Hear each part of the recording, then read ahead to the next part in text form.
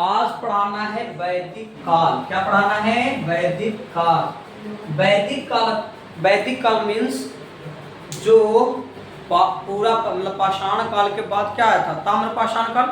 और ताम्र पाषाण काल क्या आया था? सिंधु घाटी सभ्यता। उसके बाद सिंधु घाटी सभ्यता के बाद जो आता है काल, उसे कहते हैं वैदिक काल। जैसे सिंधु घाटी सभ्यता का जो काल था 2800 BC से लेके इंडस वैली सिविलाइजेशन का जो काल था 2800 से लेके 1750 या 1800 मान सकते हैं। उसी प्रकार इसी से रिलेटेड इसके बाद अगर आ रहा है वैदिक काल, तो वैदिक काल को कालखंड इसका होगा, इसका कालखंड, चलिए कालखंड हम लोग इधर लिखेंगे। कालखंड इसका होगा, कालखंड 1500 से 600 या 500 BC, 1500 BC से 600 BC। कितना होगा? 1500 BC से 600 BC। ये काल वैदिक वेदों की रचना हुई थी। इसमें क्या होती है? वेदों की रचना। इस काल में वेदों की रचना हुआ था, इसलिए इस काल का जानने का सबसे अगर प्रामाणिक स्रोत है तो वो है वैदिक साहित्य। वैदिक साहित्य। चलिए आज हम अभी हम इस पे नहीं चलेंगे कि वैदिक साहित्य कितने हैं। अभी हम ये चलेंगे कि इसमें इसका प्रमाण, वैदिक काल का प्रमाण मिलता है नदी सूक्त से। नदी सूक्त 21 नदियां हैं इसमें, इससे प्रमाण मिलता है कि वैदिक साहित्य था। दूसरा शतपथ ब्राह्मण से भी मिलता है, शतपथ ग्रंथ, शतपथ ग्रंथ से भी प्रमाण मिलता है। तो क्वेश्चन ये भी पूछ सकता है कि वैदिक साहित्य का प्रमाण किससे प्राप्त होता है? तो नदी सूक्त और शतपथ ब्राह्मण। अब चलते हैं हम लोग कि कालखंड इसका डिसाइड हो गया। ये जो वैदिक काल है, वैदिक साहित्य लिख दिए। तो वैदिक काल क्या पढ़ाना है? वैदिक काल। तो वैदिक काल कितने वर्गों में विभाजित है? वैदिक काल 2 वर्गों में विभाजित है पढ़ने के दृष्टि से या फिर इनकी क्रियाओं को देख के। एक है ऋग वैदिक काल, ये क्या है? ऋग वैदिक काल। एक है उत्तर वैदिक काल, उत्तर वैदिक काल। चलिए, जब हड़प्पा अपने पहचान को खो दिया तो वहां कई सारी संस्कृतियां जो ताम्र पाषाण काल यानी उसके संस्कृति, छोटी छोटी संस्कृतियां वहां पे आई थी। लेकिन उसके बाद एक और काल आता है जो वेरी इंपॉर्टेंट है, वैदिक काल। वैदिक काल का स्थान कहाँ है? ये देखिए, वैदिक काल का स्थान आप लोगों का, ये अगर हम भारत का नक्शा पढ़े हम लोग तो ये हम माने कि ये है इतना, तो इसका हम ये धरें। तो ये जो काल, ये जो जगह देख रहे हैं, यानी जो सिंधु घाटी सभ्यता का जगह था वही जगह वैदिक सभ्यता, वैदिक काल का भी है। वैदिक काल हम बताए कि वैदिक काल का जानकारी हमें नदी सूक्त से प्राप्त होता है। किससे? नदी सूक्त से। अगला एक और है शतपथ ग्रंथ, उससे प्रमाण मिलता है। देखिए यहाँ वैदिक साहित्य क्यों कहा जाता है इसको? वेदों की रचना हुई थी। क्या हुई थी? वेदों की रचना। दूसरा यहाँ वैदिक साहित्य मिलता है। क्या मिलता है? वैदिक साहित्य। चलिए ये सब हो गया हो तो आप स्क्रीनशॉट ले लीजिएगा और उसके बाद लिखिएगा। हम हटते हैं थोड़ा, लेकिन उसके बाद अब चलते हैं, स्क्रीनशॉट लेके रोक के देख लेना है, अपने लिख लेना है बढ़िया से। उसके बाद चलते हैं हम लोग कि ये जो वैदिक काल है कि किसके कालों का है? कौन सा आदमी यहाँ रहता था? मतलब कौन सा काल है? ये काल है जिसमें कौन सा मानव रहता था? तो वैदिक काल में आर्य लोग रहते थे। एक शब्द है आर्य, एक शब्द है अनार्य। देखिए आर्य माने बुद्धिजीवी, आर्य का शाब्दिक अर्थ होता है बुद्धिजीवी, मतलब समझ लीजिए पढ़े लिखे लोग। अनार्य माने अनपढ़, अभी समझ सकते हैं इस टाइप का, समझे? 2 थे। तो ये जो काल है, इस काल में आर्य भी थे और अनार्य भी थे, लेकिन ज्यादा कौन थे? आर्य थे। कौन थे? आर्य। आर्य लोग कहां से आए थे? ये आए थे, बहुत सारा इतिहासकार बहुत प्रकार का बात बोलता है, लेकिन कोई जो प्रामाणिक सिद्धांत थे उसके बारे में बताते हैं। पहला प्रामाणिक सिद्धांत है मैक्स मूलर, जो सबसे प्रामाणिक सिद्धांत दिया था। ये बताए थे कि मध्य एशिया से आया है। कहां से आया? मध्य एशिया से। कहां से आए हैं? मध्य एशिया से। और भी है जैसे दयानंद सरस्वती, दयानंद सरस्वती, ये सब पूछ सकता क्वेश्चन। दयानंद सरस्वती बोले थे कि ये तिब्बत से आए हैं। कहां से आए हैं? तिब्बत से। आर्य का आगमन कहां से हुआ था, तो इसकी अगर जानकारी सबसे महत्वपूर्ण अगर सिद्धांत कोई है तो वो है मैक्स मूलर का। किसका? मैक्स मूलर का। मैक्स मूलर बोला कि आर्य लोग मध्य एशिया से आए थे। दयानंद सरस्वती बोले कि तिब्बत से आए थे। बाल गंगाधर तिलक, बाल गंगाधर तिलक ये बोले थे कि ये लोग आए हैं उत्तरी ध्रुव से, उत्तरी ध्रुव से। ये प्रामाणिक सिद्धांत है, इसको याद कर लीजिएगा। पहला, आर्य लोग कहां से आए थे, तो आर्य लोग मैक्स मूलर बोला था मध्य एशिया से आए थे। कहां से आए थे? मध्य एशिया से। दूसरा, दयानंद सरस्वती बोले तिब्बत से आए थे। तीसरा क्या? बाल गंगाधर तिलक बोले उत्तरी ध्रुव से आए थे। आर्य का शाब्दिक अर्थ अगर एक है बुद्धिजीवी, तो दूसरा अगर समझ सकते हैं तो भाषा समूह। क्या समझ सकते हैं? भाषा समूह, मतलब वह लोग जो आर्य भाषा बोलते थे। आर्य, आर्य माने बहुत बुद्धिजीवी, इसका अर्थ है। अगला हम लोग ये समझ गए थे कि इसकी जानकारी या पुष्टि हमें कहां से मिली है। इसको ले लीजिए, मतलब पीछे स्किप करके स्क्रीनशॉट। लेकिन हम लोग बोले कि वैदिक काल के हमको जानकारी नदी सूक्त से प्राप्त होती है।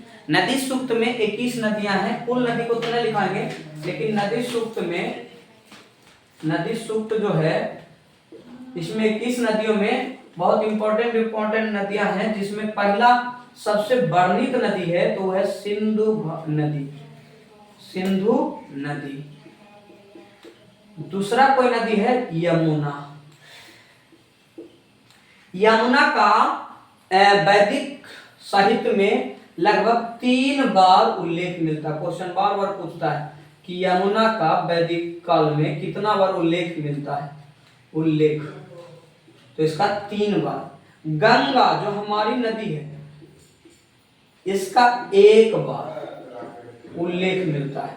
दूसरा एक होता है सरस्वती, सरस्वती ये सबसे पवित्र नदी थी उस वक्त। पवित्र नदी कौन थी? सरस्वती। अब समझिए, भारत ऐसे नक्शा में हम समझेंगे कि भारत ऐसे, हम तो चाहें तो पूरा ये समझ लीजिए भारत है अगर, तो पता है देखिए यमुना का हुआ है 3 बार। यमुना यहाँ से मतलब यहाँ से यहाँ तक है इसका विस्तार, यमुना का यहाँ तक, ठीक। गंगा के हुआ 1 बार जो यहाँ से निकलती यहाँ तक, यहाँ ऐसे जाती है। अगला है सरस्वती, सरस्वती भी यही लगभग है। तो इससे सिंधु घाटी सभ्यता का ज्यादा हुआ है, सिंधु नदी का ज्यादा हुआ, ये जा है। तो इसका मतलब सिंधु नदी का ज्यादा है, इसका मतलब इसका उद्गम कहीं ना कहीं यहाँ था। कहा है?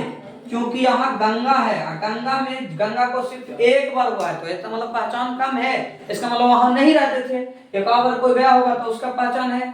तो यहाँ से ही हम समझेंगे कि इधर से इधर है जो वैदिक काल था। वैदिक काल यहाँ बिहार ज्यादा नहीं कह सकते, बिहार में ज्यादा नहीं कह सकते। इसका भी स्क्रीनशॉट ले लीजिए, बार बार क्वेश्चन पूछता है नदी सूक्त में कितने नदियों का उल्लेख है। बहुत सारा नदियां, 21 नदी है, लगभग 21 नदी है, लेकिन उसमें से वेरी इंपॉर्टेंट जो नदियां हैं उसके बारे में लिखा है।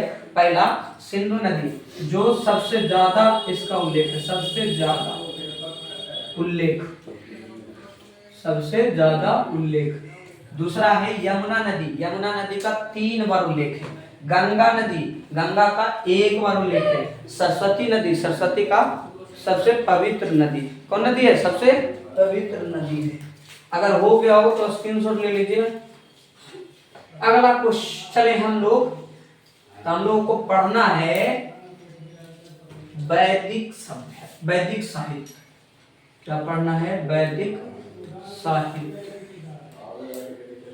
पढ़ना है, वैदिक साहित्य। चलिए वैदिक साहित्य लगभग 4 हैं। कितने हैं? 4। वैदिक साहित्य कितने हैं? 4। पहला है वेद, पहला है वेद, दूसरा है ब्राह्मण, तीसरा है आरण्यक, चौथा है उपनिषद। पूछेगा वैदिक साहित्य कितने होते हैं, तो 4 होते हैं। वैदिक साहित्य कितने होते हैं? 4। पहला है वेद, पहला है वेद, दूसरा है ब्राह्मण, तीसरा है आरण्यक और चौथा है उपनिषद। इसको थोड़ा स्लाइड करके लिख देते हैं, आप लोग लिखिए, लेकिन इसको इधर लिखते हैं ताकि हमारे पास स्पेस बच जाए। पहला है वेद, दूसरा है ब्राह्मण, तीसरा है आरण्यक, चौथा है उपनिषद, चौथा उपनिषद। चलिए जिसमें से हम फर्स्ट देते हैं, फर्स्ट हमको पढ़ना है वेद। क्या पढ़ना है? वेद।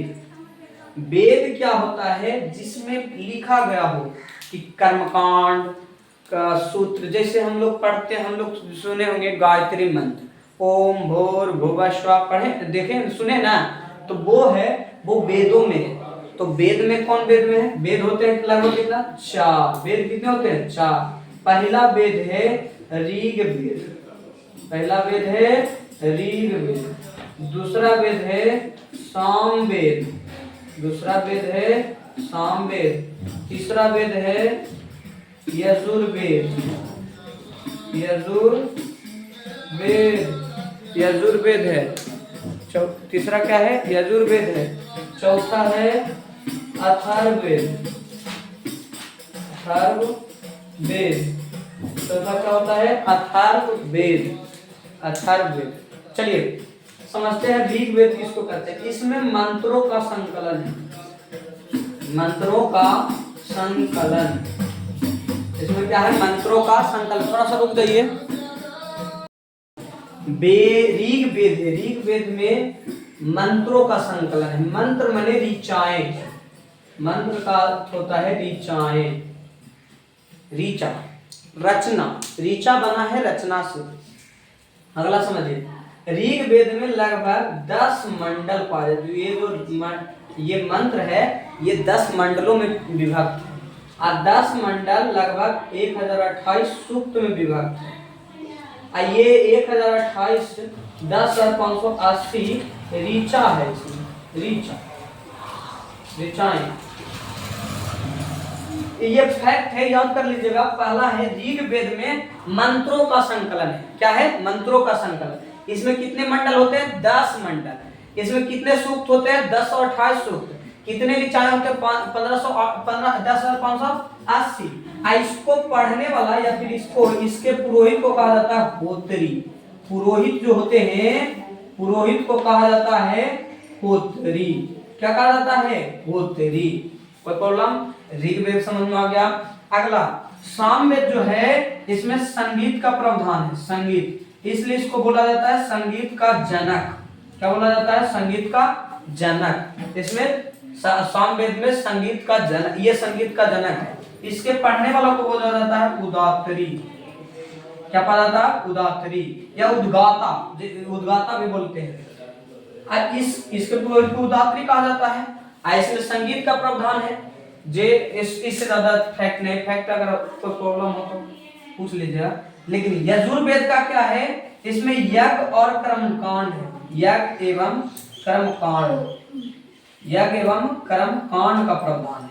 मतलब यज्ञ कैसे कर, जैसे अश्वमेध यज्ञ होता है, घोड़ा को छोड़ दिया जाता है, घोड़ा जहां तक जाता है उसका राज वहां तक हो जाता है। राजसूय यज्ञ होता है, अश्वमेध यज्ञ, राजसूय यज्ञ, बहुत सारा यज्ञ है। उसका प्रावधान कहाँ होता है? यजुर्वेद में। इसके पुरोहित को बोला जाता है अधर्व्यु, अधर्व्यु।